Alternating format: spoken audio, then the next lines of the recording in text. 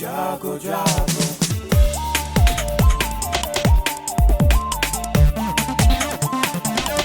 Radio जागो जागो radio जागो 90.4 FM। नमस्कार, यह है रेडियो जागो 90.4 FM। अब आप दीपक से आज की हलचल सुनिए।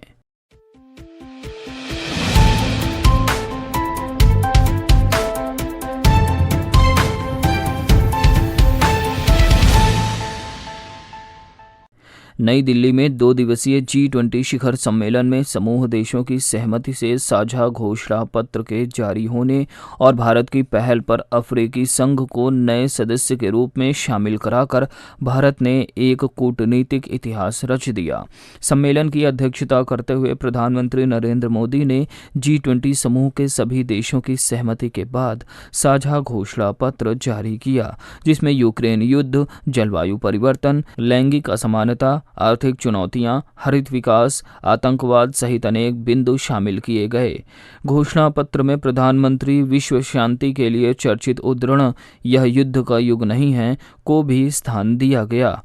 नई दिल्ली के प्रगति मैदान के भारत मंडपम में G20 शिखर सम्मेलन में एक धरती, एक विश्व व एक भविष्य सत्र की अध्यक्षता करते हुए प्रधानमंत्री नरेंद्र मोदी ने विश्व कल्याण के लिए सभी देशों को एक साथ चलने पर बल देते हुए कहा कि विश्व की पुरानी समस्याएं अब नए समाधान की मांग कर रही हैं।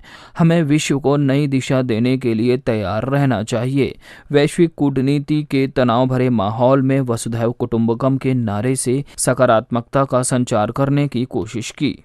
मुख्यमंत्री योगी आदित्यनाथ ने गोवंश सेवा के लिए 20 रुपये प्रतिदिन की बढ़ोतरी करते हुए प्रति गोवंश 50 रुपये करने के निर्देश दिए हैं। मुख्यमंत्री ने एक उच्च स्तरीय बैठक में गोवंश के भरण पोषण को प्राथमिकता देने के साथ ही उन्हें बीमारियों एवं वायरस से बचाने के लिए प्रभावी प्रयास करने के निर्देश दिए हैं। उत्तर प्रदेश शासन ने धान एवं मोटे अनाज की खरीद को लेकर मानक के आधार पर अनावश्यक रूप से किसानों की उपज को खारिज न करने के निर्देश दिए हैं। खरीफ विपणन वर्ष 2023-24 के अंतर्गत धान खरीद व मोटे अनाज, मक्का, ज्वार, बाजरा को 2 आदि की खरीद की समीक्षा करते हुए खाद्य आयुक्त ने कहा कि इस वर्ष सामान्य धान का न्यूनतम समर्थन मूल्य 2183 रुपये प्रति कुंतल और धान ग्रेड ए का न्यूनतम समर्थन मूल्य 2203 रुपये प्रति कुंतल निर्धारित किया गया है। प्रदेश में इस वर्ष धान खरीद का लक्ष्य 70 लाख मीट्रिक टन तय किया गया है।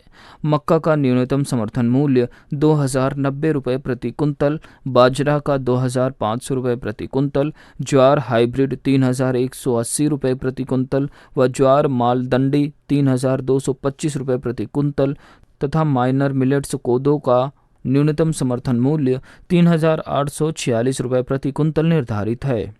पशुपालन विभाग के निदेशक नोडल अधिकारी डॉक्टर अरुण कुमार जौदोन ने कान्हा गौशाला संडीला, कान्हा गौशाला बेनीगंज, वृहद गौ संरक्षण केंद्र बालामऊ, अस्थायी गोवंश आश्रय स्थल लालामऊ, दिकुन्नी का निरीक्षण किया और जानवरों में लंपी रोग की रोकथाम की समीक्षा की।